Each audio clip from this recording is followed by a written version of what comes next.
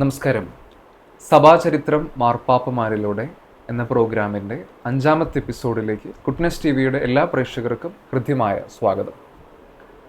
മാർപ്പാപ്പമാരുടെ ചരിത്രത്തെപ്പറ്റി നമ്മളോട് ആധികാരികമായി സംസാരിക്കുവാൻ കോതമംഗലം രൂപതയുടെ മുഖ്യ വികാരി ജനറൽ മോൺസിഞ്ഞോർ പയസ് മലയക്കണ്ടത്തിൽ അച്ഛനാണ് നമ്മളോടൊപ്പം ചേരുന്നത്. അച്ഛന് ഗുഡ്നെസ് ടി വിയിലേക്ക് ഒരിക്കൽ കൂടി പ്രത്യേകം സ്വാഗതം. കഴിഞ്ഞ എപ്പിസോഡിൽ നമ്മൾ 16ാം നൂറ്റാണ്ടിലെ ചരിത്രങ്ങളെ പറ്റിയൊക്കെ കേട്ടു. 18ാം നൂറ്റാണ്ടെന്ന് പറയുമ്പോൾ ഒരു ആധുനിക കാലഘട്ടത്തിലേക്ക് നമ്മൾ പ്രവേശിക്കുകയാണ്. എങ്ങനെയാണ് ആധുനിക കാലഘട്ടത്തിൽ മാർപ്പാപ്പമാരുടെ സംഭാവനകൾ എന്തൊക്കെയായിരുന്നു? 18ാം നൂറ്റാണ്ടിൽ ഞാൻ പറയാൻ ആശിക്കുന്ന 2-3 മാർപ്പാപ്പമാരുടെ പേരുകൾ പറയാം. ഒന്ന്, നമുക്ക് പിയൂസ് ആറാമൻ മാർപ്പാപ്പയാണ്. പിയൂസ് ആറാമൻ മാർപ്പാപ്പ റോമിലുണ്ടായിരുന്ന സമയത്താണ് കരിയാറ്റിൽ ജോസഫ് മൽപ്പാനും പാറേമക്കൽ തോമക്കത്തനാരും റോമിലേക്ക് പോകുന്നത്. പിയൂസ് ആറാമൻ മാർപ്പാപ്പയെ കാണുന്നുണ്ട്. 1775 മുതൽ 1799 വരെയാണ്. അദ്ദേഹത്തെ പരാമർശിക്കാൻ കാരണം അദ്ദേഹത്തിൻ്റെ കാലത്താണ് ഫ്രഞ്ച് വിപ്ലവം നടക്കുന്നത്. 1789 ഫ്രഞ്ച് വിപ്ലവത്തിൻ്റെ ഭാഗമായിട്ട് പേപ്പൽ സ്റ്റേറ്റിൻ്റെ കുറേ ഭാഗങ്ങൾ ഫ്രഞ്ച് സൈന്യം പിടിച്ചെടുത്തു. പ്രത്യേകിച്ച് മിലാനടുത്തുള്ള സ്ഥലങ്ങൾ, പിന്നീട് അവിഞ്ഞോൺ മാർപ്പാപ്പ താമസിച്ചിരുന്ന പ്രദേശങ്ങൾ, അതെല്ലാം പേപ്പൽ സ്റ്റേറ്റിൻ്റെ ഭാഗമാണ്. അതെല്ലാം പിടിച്ചെടുക്കുകയുണ്ടായി. അപ്പം 18ാം നൂറ്റാണ്ടിൻ്റെ അവസാന ഘട്ടം എന്ന് പറഞ്ഞാൽ 1775 തൊട്ടുള്ളത് ഒരു കാലഘട്ടത്തിൽ ഇങ്ങനെ രാഷ്ട്ര അധികാരികളുടെ ഒരു ഭീഷണിയിലാണ് തുടങ്ങുന്നത്. ആ സമയത്ത് സഭാവിരുദ്ധത, വിശ്വാസരാഹിത്യം, വൈദിക വിരോധം ഇതെല്ലാം നിൽക്കുന്ന സമയത്ത് ശക്തിപൂർവ്വം സഭയെ നയിച്ച ഒരു മാർപ്പാപ്പയാണ് പിയൂസ് ആറാമൻ. 1800 തൊട്ട് 1823 വരെ ഉണ്ടായിരുന്ന മാർപ്പാപ്പയാണ് പിയൂസ് ഏഴാമൻ. അദ്ദേഹത്തിൻ്റെ കാലഘട്ടത്തിൽ നെപ്പോളിയൻ ചക്രവർത്തി കിരീടധാരണം നടത്തുന്നത് മാർപ്പാപ്പയിൽ നിന്ന് കിരീടം വാങ്ങി വയ്ക്കുകയൊക്കെ ചെയ്യുക. 1804 1809 ഈ ഏഴാം പിയൂസ് മാർപ്പാപ്പയെ അറസ്റ്റ് ചെയ്ത് അദ്ദേഹം ഫ്രാൻസിൽ കൊണ്ടുവരിക. ഒരു അറസ്റ്റ് ചെയ്ത് മാർപ്പാപ്പയെ വേറൊരു രാജ്യത്തിൽ കൊണ്ടുപോകുന്ന പറഞ്ഞാൽ ആദ്യമായിട്ട് നടക്കുന്ന സംഭവമാണ്. 1809 അറസ്റ്റ് ചെയ്ത് അദ്ദേഹം ഫ്രാൻസിൽ കൊണ്ടുവരികയാണ്. 1814 നെപ്പോളിയൻ തോറ്റതിന് ശേഷമാണ് അദ്ദേഹം തിരിച്ച് റോമിലേക്ക് പോകുന്നതും അദ്ദേഹത്തെ രാജ്യമായി സ്വീകരിക്കുകയും ചെയ്യുന്നു. അപ്പോൾ ഒരു സംഘർഷപൂർണമായ പശ്ചാത്തലത്തിലാണ് ആധുനിക കാലഘട്ടം തുടങ്ങുന്നത്. അത് വിശ്വാസരാഹിത്യത്തിൻ്റെ കാലഘട്ടമാണ്. അന്ന് സഭാവിരോധം ശക്തിപ്പെട്ട് നിൽക്കുന്ന കാലഘട്ടമാണ്. ഏറ്റവും ശ്രദ്ധേയമായ മാർപ്പാപ്പമാരിൽ ഒരാൾ പിയൂസ് 9ാം മാർപ്പാപ്പയാണ്. സഭാ ചരിത്രത്തിൽ ഏറ്റവും കാലം മാർപ്പാപ്പയായിരുന്ന വ്യക്തി പിയൂസ് 9ാം മാർപ്പാപ്പയാണ്. 1846 മുതൽ 1878 വരെ 32 വർഷം മാർപ്പാപ്പയായിരുന്ന വ്യക്തിയാണ്. 2ാം സ്ഥാനത്ത് നിൽക്കുന്നത് ജോൺ പോൾ 2ാം മാർപ്പാപ്പയാണ്, 27 വർഷം. 3ാം സ്ഥാനം ലിയോ മാർപ്പാപ്പയാണ്. ദൈർഘ്യം വെച്ച് നോക്കുമ്പോൾ ലിയോ 13ാം മാർപ്പാപ്പ. പിയൂസ് 9ാമൻ മാർപ്പാപ്പയുടെ കാലഘട്ടത്തിൽ ഇറ്റാലിയൻ രാഷ്ട്ര രൂപീകരണമാണ്. സർദീനിയ രാജാവിൻ്റെ വിക്ടർ ഇമ്മാനുവലിൻ്റെ നേതൃത്വത്തിലൊക്കെ ആയിട്ട് നടക്കുന്ന സമയത്ത് എല്ലാ പേപ്പൽ സ്റ്റേറ്റിൻ്റെ ഭാഗമായ പ്രദേശങ്ങളെല്ലാം ഇറ്റാലിയൻ സൈന്യം പിടിച്ചെടുത്ത് ഇറ്റാലിയൻ സ്റ്റേറ്റ് രൂപീകരിക്കുക. ഇദ്ദേഹം തടവറയിൽ എന്ന് പറഞ്ഞ പോലെ വത്തിക്കാനിൽ കഴിയുക. 1868 തൊട്ട് 70 വരെയുള്ള കാലം 2 വർഷം കൊണ്ട് 1ാം വത്തിക്കാൻ കൗൺസിൽ തുടങ്ങുകയാണ്. അപ്പം ട്രെന്തോ സുനോദോസ് കഴിഞ്ഞതിന് ശേഷം സഭാഘടനയെക്കുറിച്ച്, മാർപ്പാപ്പയുടെ അധികാരത്തെക്കുറിച്ച് ഏറ്റവും വ്യക്തമായ തീരുമാനമെടുത്ത ഒരു സുനോദോസാണ് 1ാം വത്തിക്കാൻ കൗൺസിൽ 1868 തൊട്ട് 70 വരെയുള്ള കാലഘട്ടങ്ങളിൽ. ആ പിയൂസ് 9ാം മാർപ്പാപ്പയാണ് മാർപ്പാപ്പയുടെ അപ്രമദത്തെക്കുറിച്ച് തീരുമാനമെടുത്തത്. മാർപ്പാപ്പ പറയുന്നത് വിശ്വാസ ധാർമ്മിക കാര്യങ്ങളിൽ മാർപ്പാപ്പയ്ക്ക് തെറ്റുപറ്റില്ല എന്നുള്ള ഒരു നിലപാട്. അദ്ദേഹത്തിൻ്റെ കാലഘട്ടത്തിൽ മാതാവിൻ്റെ അമലോത്ഭവം വിശ്വാസസത്യമായി പ്രഖ്യാപിക്കുന്നത് 1854. അപ്പോൾ ഈ തരം സംഭവ വികാസങ്ങൾ ആത്മീയ തലത്തിൽ, സഭ ഘടനാ നിലത്തിൽ, വിശ്വാസ തലത്തിലെല്ലാം വലിയ പ്രാധാന്യം വഹിച്ച മാർപ്പാപ്പയാണ് പിയൂസ് 9ാമൻ. അദ്ദേഹം മരിക്കുമ്പോൾ 1878 മരിക്കുമ്പോൾ ആരായിരിക്കും അടുത്ത മാർപ്പാപ്പ എന്ന് ചിന്തിച്ചപ്പോൾ വന്നതാണ് ലിയോ 13ാം മാർപ്പാപ്പ. 1878 അദ്ദേഹം മാർപ്പാപ്പയാണ്. ഞാൻ പറഞ്ഞു ദൈർഘ്യം വെച്ച് 3-ാം സ്ഥാനത്ത് നിൽക്കുന്ന മാർപ്പാപ്പയാണ്. 1878 വന്നു, 1903 അദ്ദേഹം മരിച്ചു. അപ്പോൾ അദ്ദേഹത്തിൻ്റെ കാലഘട്ടത്തിലാണ് റേരും നൊവാരും എന്നൊക്കെ പറഞ്ഞുള്ള ചക്രലേഖനം വരുന്നത്. അപ്പോൾ ഒരു തൊഴിലാളി മാർപ്പാപ്പ, തൊഴിലാളികളോട് സ്നേഹമുള്ള ഒരു മാർപ്പാപ്പ എന്ന കാഴ്ചപ്പാടിലാണ് ലിയോ മാർപ്പാപ്പ നിൽക്കുക. അദ്ദേഹത്തിൻ്റെ പ്രസിദ്ധമായ ഒരു ഉദ്ധരണിയുണ്ട്. അദ്ദേഹം കണ്ടി സെമിനാരി ഉദ്ഘാടനം ചെയ്യുന്ന അവസരത്തിൽ അദ്ദേഹം പ്രസംഗിച്ച ഒരു വാചകമാണ്, ഭാരതമേ നിൻ്റെ രക്ഷ നിൻ്റെ മക്കളിൽ. അന്ന് ശ്രീലങ്ക ഇന്ത്യയുടെ ഭാഗമാണ്. 1892 പറയുന്നതാണ്. അപ്പോൾ ഭാരതത്തിൻ്റെ ഭാഗമായിട്ടത് ശ്രീലങ്ക കണ്ടിട്ട് ഇവിടുത്തെ തദ്ദേശീയ സഭാംഗങ്ങളിൽ തന്നെയാണ് ഭാരതത്തിൻ്റെ രക്ഷയും അതിൻ്റെ സഭാ സംവിധാനങ്ങളും ഇനി പോകേണ്ടതെന്നുള്ള ഒരു സൂചന കൂടി നൽകിയുള്ള വാചകങ്ങളാണ്. അപ്പോൾ ഈ ഘട്ടങ്ങളിൽ കാണുന്നത് അതിന് ചേർന്ന നിലപാടിൽ മാർപ്പാപ്പ എടുത്തു എന്നുള്ളതാണ്. 1861 റോക്കോസ് വരികയാണ് കേരളത്തിലേക്ക്. ഇവിടെ കൽതായ പത്രികീസായ ഔസേപ്പ് ആറാമൻ ഔദോ എന്ന് പറഞ്ഞ പത്രികീസ വിടുന്നത്. അപ്പോൾ മാർപ്പാപ്പയെ ധിക്കരിച്ച് വന്നുകൊണ്ട് തിരിച്ചു പോകാൻ പറയുക, ചവറപ്പിതാക്കാൻ കൂടുന്നുണ്ട്. പക്ഷേ ഇങ്ങനെ ഒരു സാധ്യത, അതായത് ഭാരതത്തിലെ നസ്രാണി ക്രൈസ്തവർക്ക് അവരുടെ സ്വതന്ത്ര സഭ നിൽക്കാനായിട്ടുള്ള സാധ്യത ഉൾക്കൊണ്ടുകൊണ്ട് കൂടിയാണ് അദ്ദേഹം ഈ പൗരസ്ത്യ കാര്യങ്ങൾക്ക് വേണ്ടിയിട്ട് ഒരു സംവിധാനം അദ്ദേഹം റോമിൽ ആരംഭിച്ചു 1862. അത് പിന്നീട് വികസിച്ചാണ് 1917 പൗരസ്ത്യ തിരുസംഘം എന്ന് പറഞ്ഞ് വരുന്നത് ബെനഡിക്ട് 15 മാർപ്പാപ്പയുടെ കാലഘട്ടത്തിൽ. അപ്പോൾ ഈ കാലഘട്ടത്തിൽ, ആധുനിക കാലഘട്ടത്തിലെ മാർപ്പാപ്പമാരുടെ സവിശേഷത എന്ന് പറയുന്നത് ആഗോള സഭയുടെ മാനങ്ങളും ആവശ്യങ്ങളും അതിൻ്റെ വിശദാംശങ്ങൾ ശ്രദ്ധിച്ച് ചെയ്യാനായിട്ട് തുടങ്ങണമെന്നുള്ളതാണ്. അതുവരെ പൗരസ്ത്യ സഭയിലെ കാര്യങ്ങൾ നിർണ്ണയിക്കാൻ വേണ്ടി സംവിധാനങ്ങളില്ല. പിയൂസ് 9 മാർപ്പാപ്പയാണ് ആരംഭിക്കുന്നത്. പക്ഷേ 1917 ബെനഡിക്ട് 15 മാർപ്പാപ്പ പൗരസ്ത്യ തിരുസംഘം തുടങ്ങിയതോടുകൂടി പിന്നെ പൗരസ്ത്യ സഭകളുടെ കാര്യങ്ങൾ ശ്രദ്ധിക്കപ്പെടേണ്ടതാണ് എന്നുള്ള ഒരു ഗൗരവമായ ഒരു മനസ്സിലാക്കൽ സഭാതലത്തിൽ രൂപപ്പെട്ടു വരികയാണ്. പിയൂസ് 10 പിയൂസാണ് നമുക്ക് കുഞ്ഞുങ്ങൾക്ക് ചെറുപ്പത്തിൽ വിശുദ്ധ കുർബാന കൊടുക്കണം എന്ന് പറഞ്ഞുകൊണ്ട് വിശുദ്ധ കുർബാനയ്ക്ക് വേണ്ടിയിട്ട് അദ്ദേഹം നിലകൊണ്ടും വിശുദ്ധ കുർബാനയുടെ മാർപ്പാപ്പയുടെ അദ്ദേഹം അറിയപ്പെടുകയും ചെയ്യുന്നത്. അപ്പോൾ 1903 തൊട്ട് 1914 ഒരു 10 പിയൂസ് മാർപ്പാപ്പയാണ്.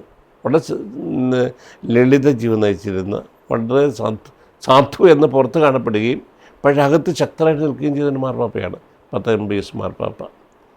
ഈ ഘട്ടങ്ങളിലെല്ലാം ആധുനികതയിലേക്ക് സഭ മാറുകയാണ്.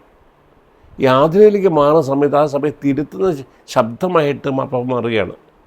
ലിയോ 13 മാർപ്പാപ്പ പറയുന്നത് അമേരിക്കനിസം സഭയ്ക്കത് വരാൻ പാടില്ല. അന്നത്തെ അമേരിക്കനിസം എന്ന് പറഞ്ഞാൽ ഇന്നത്തെ ആധുനികതയുടെ മറ്റു പതിപ്പാണ്.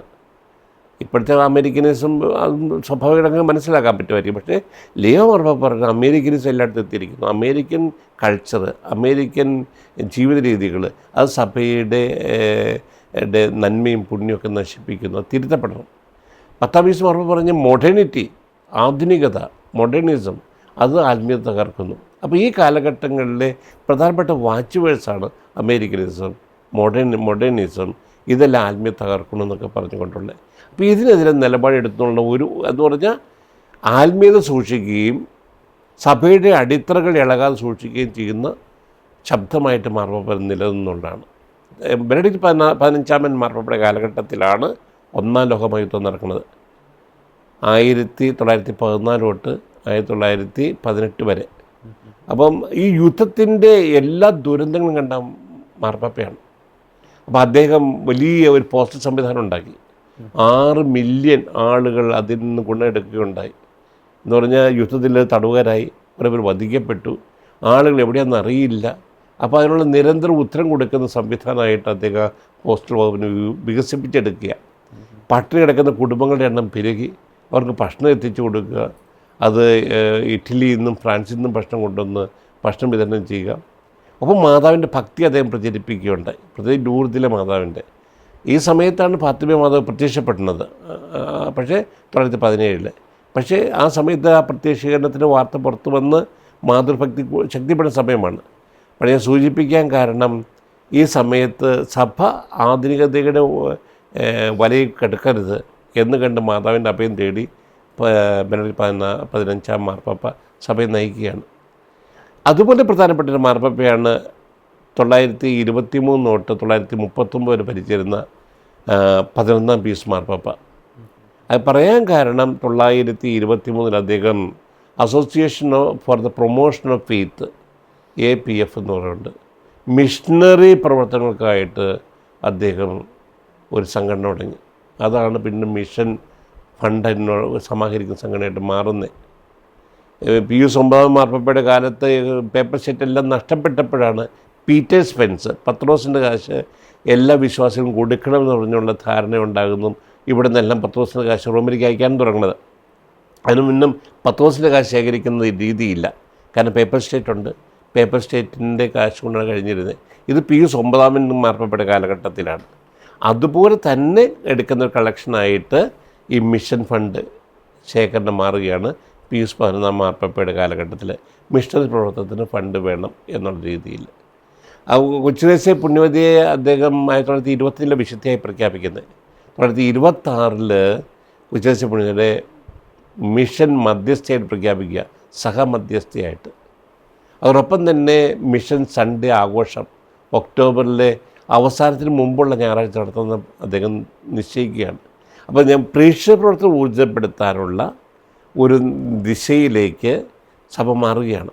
കൂടുതൽ ഇടങ്ങളിലേക്ക് മിഷണറിമാർ എത്തണം, കൂടുതൽ സ്ഥലങ്ങളിലേക്ക് ഈശോയുടെ സന്ദേശം എത്തണം എന്നാണ്. അപ്പം ആധുനിക കാലഘട്ടങ്ങളിലെ മാർപ്പാപ്പമാരുടെ മുന്നിൽ ഈ മിഷണറി ചാലുകളുടെ പോയ വിവരങ്ങളും കച്ചവട ചാലുകളുടെ പോയിട്ടുള്ള ആളുകളും വഴി ആഗോളതലത്തിൽ എവിടെയെല്ലാം ക്രൈസ്തവ സന്ദേശം എത്തിക്കാൻ പറ്റുമെന്നുള്ള ഒരു മനസ്സിലാക്കൽ റോമിലുണ്ട്.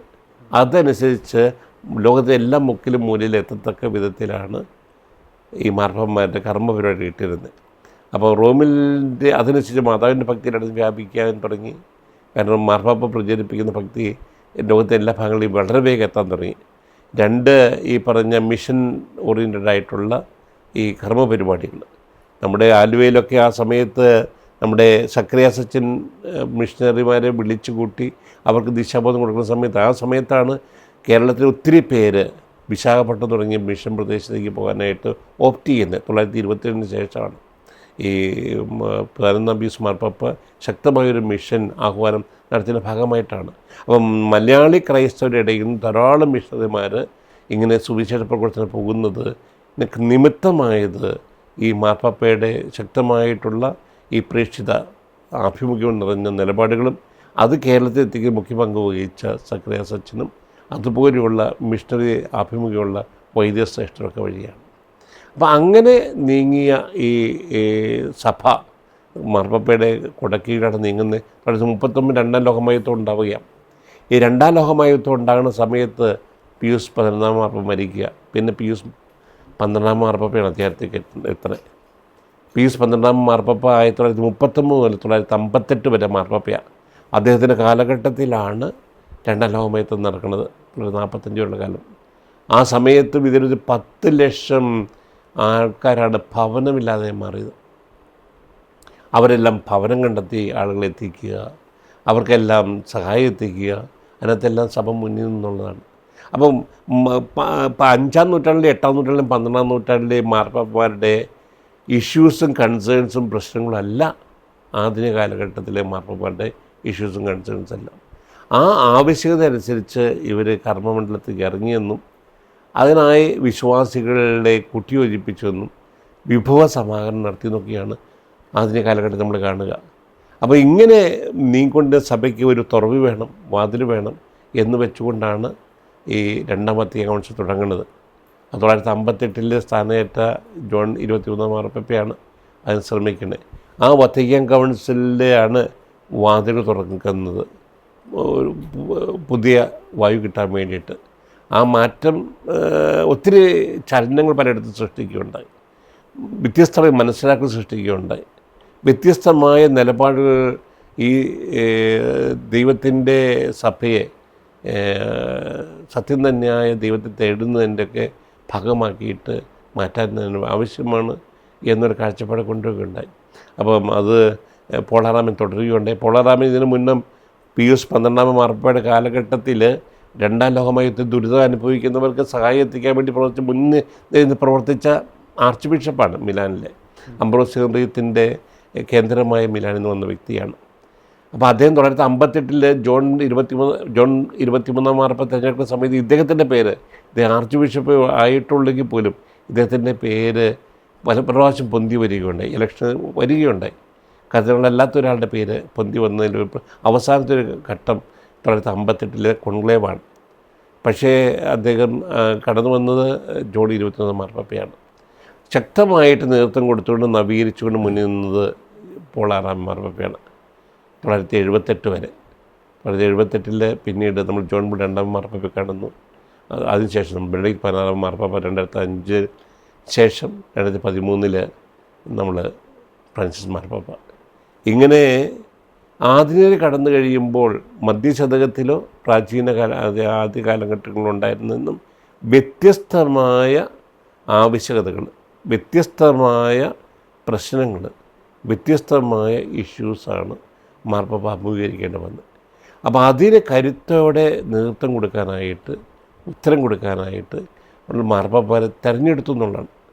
ശ്രദ്ധേയമൊരു കാര്യം, മാർപ്പാപ്പമാരെല്ലാം വിശുദ്ധരായിരുന്നില്ല, നൂലെ കെട്ടി ഇറക്കിയിരുന്ന വിശുദ്ധരായിരുന്നില്ല. പക്ഷേ ഉള്ളതിൽ ഏറ്റവും മികച്ച വിശുദ്ധരായ വ്യക്തികൾ ആയിരുന്നു എന്നുള്ളതാണ് തെരഞ്ഞെടുപ്പ് കൊണ്ട് സാക്ഷ്യപ്പെടുത്തരുത്. 2, ഇവർ ഈ മാർപ്പാപ്പയായ പ്രക്രിയയുടെ ഇടയിൽ തന്നെ ഇവരും വിശുദ്ധിയിലേക്ക് യാത്ര ചെയ്യുകയായിരുന്നു. ഇവർ സഞ്ചാരത്തിലാണ്, ഇവർ മറ്റുള്ളവരെ നയിക്കുന്നതോടൊപ്പം ഇവരും നയിക്കുകയാണ്, ഇവരും നടക്കുകയാണ് വിശുദ്ധിയിലേക്ക്. അപ്പോൾ അതുകൊണ്ടാണ് കരുത്തോടെ നേതൃത്വം കൊടുക്കാൻ പറ്റിയത്. ഒരു മാർപ്പാപ്പയും വിശ്വാസത്തിന് എതിരായിട്ട് നിന്നിട്ടില്ല. ഈ 266 മാർപ്പാപ്പമാർ ഒരു മാർപ്പാപ്പയും വിശ്വാസം ത്യജിച്ചിട്ടില്ല. പല വ്യക്തികളും വിശ്വാസം ത്യജിച്ചിട്ടുണ്ട്, പക്ഷേ ഒരു മാർപ്പാപ്പയും വിശ്വാസത്തിൻ്റെ പാത വിട്ട് പോയിട്ടില്ല. അത് കാണിക്കുന്നത് പരിശുദ്ധാത്മാവാണ് സഭയെ നയിക്കണമെന്നാണ്. സഭയെ നയിക്കുന്നതോടൊപ്പം തന്നെ സഭയെ നയിക്കാൻ വേണ്ടിയിട്ട് ചുമതലപ്പെട്ടിട്ടുള്ള മാർപ്പാപ്പമാരെ നയിക്കുന്ന പരിശുദ്ധാത്മാവ് തന്നെയാണ്. ആ പരിശുദ്ധാത്മാവിൻ്റെ കൈ പിടിച്ചാണ് ഈ സഭാ തലവൻ നമ്മുടെ സഭയെ നയിച്ചിട്ടുള്ളത്. അപ്പോൾ കഴിഞ്ഞ 266 മാർപ്പാപ്പമാരെ കാണുമ്പോൾ നമ്മൾ കാണുന്ന സവിശേഷത അതാണ്. കാരണം നിസ്സഹായരുമായ മനുഷ്യരെയാണ് സഭയെ നയിക്കാനായിട്ട് മാർപ്പാപ്പയെ തിരഞ്ഞെടുത്തിട്ടുള്ളത്. ആ മാർപ്പാപ്പ തിരഞ്ഞെടുക്കപ്പെട്ട പശ്ചാത്തലം വ്യത്യസ്തമാണ്. നമ്മൾ പലതും കണ്ടു. കോൺക്ലേവിൽ എത്ര കർദിനാൾമാരുണ്ട്, എത്ര കർദിനാൾമാരുടെ എണ്ണം കൂട്ടി എന്നുള്ളത് അപ്രസക്തമാണ്. കാരണം അത് ഒരാവശ്യകത വെച്ചും സഭയുടെ വ്യാപ്തി വലുതാകുന്നതനുസരിച്ചും വിശ്വാസികളുടെ വലിപ്പം കൂടുന്നതിനനുസരിച്ചും ആ പ്രദേശത്തെ പ്രതിനിധീകരിക്കപ്പെടേണ്ടതുണ്ട്. അതിനനുസരിച്ചുള്ള കർദിനാൾമാർ വന്നിട്ടുണ്ട്. പക്ഷെ അതിനേക്കാൾ ഏറെ തലപ്പത്തെത്തുന്ന മാർപ്പാപ്പ സഭയെ ഏറ്റവും നയിക്കാൻ യുക്തനാണ്, ഏറ്റവും യോജിച്ചതാണെന്ന് ഉറപ്പാക്കിയ പരിശുദ്ധാത്മാവ് തന്നെയാണ് അവർക്ക് നിറവ് കൊടുത്ത് ആ സഭയുടെ നേതൃസ്ഥാനത്ത് അവരെ അനുഗ്രഹിച്ചിട്ടുള്ളതും ആ സഭയെ നയിക്കുന്നതോടൊപ്പം തന്നെ അവർ വിശുദ്ധരിക്ക് നയിച്ചിട്ടുള്ളതും ആ വിശ്വാസ സ്ഥിരീകരണം നടത്തിക്കൊണ്ട് സഭയെ മുന്നോട്ട് കൊണ്ടുപോയിട്ടുള്ളതും കൂടെ പ്രയാനാശിക്കുകയാണ്. അച്ഛാ, ഫ്രാൻസിസ് മാർപ്പാപ്പയുടെ ദേഹവിയോഗത്തിന് ശേഷം ആരായിരിക്കും ആഗോള കത്തോലിക്ക സഭയുടെ തലവൻ എന്ന ആകാംക്ഷയിലാണ് കത്തോലിക്ക സഭ മുഴുവൻ. എനിക്ക് തോന്നുന്നു ഈ വർഷം ഏകദേശം 135 കർദിനാൾമാർ ഏകദേശം വോട്ടവകാശമുണ്ട്. എനിക്ക് തോന്നുന്നൊരു ചരിത്ര പ്രാധാന്യമുള്ളൊരു കൗണ്ടാണത്. അതേപ്പറ്റി അച്ഛൻ എന്താ പറയാനുള്ളത്? നമ്മൾ നിലവിൽ 252 കർദിനാൾമാരുണ്ട്. പക്ഷേ അത് വോട്ടവകാശ പ്രായം എന്ന് വെച്ചിരിക്കുന്നത് 80 വയസ്സാണ്. ആ 80 വയസ്സിന് കീഴിലുള്ള 135 കർദിനാൾമാരാണുള്ളത്. അതിൽ 133 കർദിനാൾമാർ ഇലക്ഷനിൽ പങ്കെടുക്കുന്നതാണ് കിട്ടിയിരിക്കുന്ന വിവരം. അപ്പോൾ ഈ കർദിനാൾമാർ സ്വാഭാവികമായിട്ടും അവരുടേതായ ഒരു മനസ്സിലാക്കലുണ്ട് സഭയെക്കുറിച്ചും, സഭയ്ക്ക് നേതൃത്വത്തിൽ വരാൻ പറ്റിയ ആൾക്കാർ ആരാണെന്നതിനെക്കുറിച്ച് മനസ്സിലാക്കലുണ്ട്. അതനുസരിച്ചാണ് അവരെ എടുക്കാൻ പോകുന്നത്. ആരായിരിക്കും അടുത്ത മാർപ്പാപ്പ എന്ന് നിശ്ചയിക്കുക. മുൻകൂട്ടി നമുക്ക് പറയാനുള്ള ഒരു സാധ്യതകൾ അധികമില്ല. പക്ഷേ ഒരു കാര്യം എനിക്ക് പറയാൻ തോന്നുന്നത്, ഈ അടുത്ത കാലത്തുണ്ടായ ഒരു സംഭവവികാസം എന്ന് പറഞ്ഞാൽ 1960 ശേഷം ഏഷ്യ, സൗത്ത് അമേരിക്ക, ആഫ്രിക്ക സ്ഥലങ്ങളിൽ നിന്ന് കർദിനാൾമാരുടെ എണ്ണം കൂടിയിട്ടുണ്ട്. മുമ്പ് ഞാൻ ഒരിക്കൽ പറഞ്ഞിരുന്നു, ഏതാനും എപ്പിസോഡുകൾക്ക് മുമ്പ് പറഞ്ഞിരുന്നു, അവിഞ്ഞോൺ പേപ്പസിൻ്റെ കാലഘട്ടത്തിൽ 134 കർദിനാൾമാർ 111 ഫ്രഞ്ചുകാരായിരുന്നു പറയുകയുണ്ടായി. പിന്നീട് മാറി മുഴുവൻ ഇറ്റാലിയൻ കർദിനാൾമാരായി മാറുകയുണ്ടായി ഭൂരിപക്ഷം. പിന്നീട് ഇറ്റാലിയൻ, ജർമ്മൻ, ഫ്രഞ്ച് സ്പീക്കിംഗ് ഒക്കെ ആയിട്ടുള്ള കർദിനാൾമാരായിട്ട് മാറുകയുണ്ടായി. ഇപ്പോൾ ആഗോള സഭ എന്ന് പറയുന്നത് ലോകത്തിൻ്റെ അതിർത്തി വരെയുണ്ട്, കത്തോലിക്ക സഭ എന്ന് പറഞ്ഞത്. അപ്പോൾ എല്ലാ പ്രദേശങ്ങളും പ്രതിനിധീകരിക്കുന്ന കർദിനാളന്മാരുണ്ടാകണം എന്നതാണ് മാർപ്പാപ്പന്മാർ നടത്തിയ തെരഞ്ഞെടുപ്പിൽ മുഴുവൻ അടങ്ങിയിരിക്കുന്നത്. അതനുസരിച്ചുള്ള കർദിനാളന്മാരെയാണ് തിരഞ്ഞെടുത്തിരിക്കുന്നത്. അപ്പോൾ എല്ലാ പ്രദേശങ്ങളും എല്ലാ വിഭാഗങ്ങളും പ്രതിനിധീകരിക്കണം, എല്ലാ റീത്തുകളും പ്രതിനിധീകരിക്കപ്പെടണം എന്ന നിലപാടിലാണ് നമുക്ക് കർദിനാളന്മാരെ കിട്ടിയിരിക്കുന്നത്. അപ്പോൾ ഏഷ്യയിൽ നിന്ന് ധാരാളം കർദിനാളന്മാരുണ്ട്. ഇന്ത്യയിൽ നമുക്കറിയാം, നമ്മുടെ ക്ലീംസ് പിതാവുണ്ട്, നമ്മുടെ ഹൈദരാബാദിലെ പിതാവുണ്ട്, പിലിന്നേരി പിതാവുണ്ട്, പിന്നെ കൂവക്കാട്ട് പിതാവുണ്ട്. 4 പിതാക്കന്മാർ. പിന്നെ അദ്ദേഹത്തിന് നമ്മുടെ ആലഞ്ചേരി പിതാവിന് വോട്ടവകാശം ഇല്ലെങ്കിലും അദ്ദേഹം അവിടെയുണ്ട്. അപ്പോൾ ഇത് 80 വയസ്സിൽ താഴെയുള്ളവർക്ക് വോട്ടവകാശമുള്ളൂ. അപ്പോൾ ഇത്രയും കർദിനാളന്മാർ നമുക്കുണ്ട്. പാലഞ്ചേരി പിതാവിന് പങ്കെടുക്കാൻ സാധിക്കുമതില്ല, എങ്ങനെയാണ്? പിതാവിന് വോട്ടവകാശ പ്രായം എന്ന് വെച്ചാൽ 80 വയസ്സാണ്. അദ്ദേഹം 80 വയസ്സ് പൂർത്തിയായതുകൊണ്ട് അദ്ദേഹത്തോട് തിരഞ്ഞെടുക്കാം. അദ്ദേഹത്തിന് ബാലറ്റ് എന്ന് പറയുക ഇലക്ഷൻ പ്രക്രിയയിൽ പങ്കെടുക്കാൻ പറ്റുകയില്ലായിരിക്കും. അങ്ങനെ ഇതുണ്ട്. കാരണം അത് 80 വയസ്സിന് പ്രായം വെച്ചിട്ടുള്ളതുകൊണ്ട്. പക്ഷേ ഇതിനകത്ത് പ്രത്യേകത എന്ന് പറഞ്ഞാൽ എല്ലാ മുക്കിലും മൂലയുള്ള കത്തോലിക്കർ പ്രതിനിധീകരിക്കപ്പെടുന്ന കർദിനാളിലൂടെയാണ് മാർപ്പാപ്പയെ തിരഞ്ഞെടുക്കേണ്ടത് എന്നൊരു ക്രമം വന്നിട്ടുണ്ടെന്നുള്ളതാണ്. അപ്പോൾ അതിൽ മിടുക്കർ ഇറ്റലിയിലും റോമിലും ഫ്രാൻസിലും മാത്രമല്ല, ഏഷ്യയിലുമാകാം. ഏഷ്യനൊക്കെ സാധ്യതയുള്ള കർദിനാളന്മാരുണ്ട്. ആഫ്രിക്കയിൽ സാധ്യതയുള്ള കർദിനാളന്മാരുണ്ട്. നമ്മുടെ ഫ്രാൻസിസ് മാർപ്പാപ്പ പോലെ സൗത്ത് അമേരിക്കയിൽ സാധ്യതയുള്ള മാർപ്പാപ്പന്മാരുണ്ടായിരുന്നു. പണ്ട് ജ്യൂസ് എക്സ്ക്ലൂസീവ് എന്ന് പറഞ്ഞൊരു പ്രൊവിഷൻ ഉണ്ടായിരുന്നു. എന്ന് പറഞ്ഞാൽ രാജാക്കന്മാർക്ക് വീറ്റോ ചെയ്യാനുള്ള അവകാശമാണ്. ഒരു കർദിനാളിനെ വീറ്റോ ചെയ്യാൻ, മാർപ്പാപ്പയാകുന്നത് തടയാൻ വേണ്ടിയിട്ടുള്ള റൈറ്റുണ്ട്. അത് നമ്മൾ 16-ാം നൂറ്റാണ്ട് ശക്തമായി നമ്മൾ കാണുന്നുണ്ട്. പ്രത്യേകിച്ച് ഫിലിപ്പ് 4-ാമൻ രാജാവ്, സ്പെയിനിലെ ഫിലിപ്പ് 4-ാമൻ രാജാവ്, ഓസ്ട്രേലിയ രാജാവ്, ഫ്രഞ്ച് രാജാക്കന്മാർ, ഇവരൊക്കെയാണ് സാധാരണ വീറ്റോ അധികാരം ഉപയോഗിച്ചിരുന്നത്. അപ്പോൾ അവർക്ക് ഇഷ്ടപ്പെടാത്തൊരു കർദിനാൾ വന്നു കഴിഞ്ഞാൽ ആ കർദിനാൾ തിരഞ്ഞെടുക്കപ്പെടാൻ പാടില്ല എന്ന് അവരുടെ ആ രാജ്യത്തുള്ള കർദിനാൾമാർ വഴി പറഞ്ഞിരുന്നു. പക്ഷേ പലപ്പോഴും കർദിനാൾമാർ ശ്രമിച്ചിരുന്നില്ല. 4-ാം പിയൂസ് മാർപ്പാപ്പ ശക്തമായിട്ട് പറയുകയുണ്ടായി, കർദിനാളന്മാരെ തടയാൻ ഒരു ശക്തിക്കും ആവില്ല, അവർ പരിശുദ്ധാത്മാ നയിക്കപ്പെടുന്നവരാണ്, അവർ തിരഞ്ഞെടുക്കുന്ന വ്യക്തിയായിരിക്കും മാർപ്പാപ്പ. പക്ഷേ ഈ രാജാക്കന്മാർ ഇടയ്ക്കിടയ്ക്ക് പറഞ്ഞുകൊണ്ടിരിക്കും.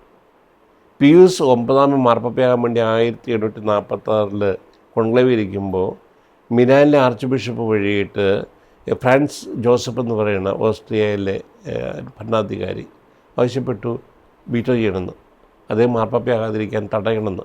പക്ഷേ അതിജീവിച്ച് അതൊന്നും കർദിനാൾമാർ കേട്ടില്ല.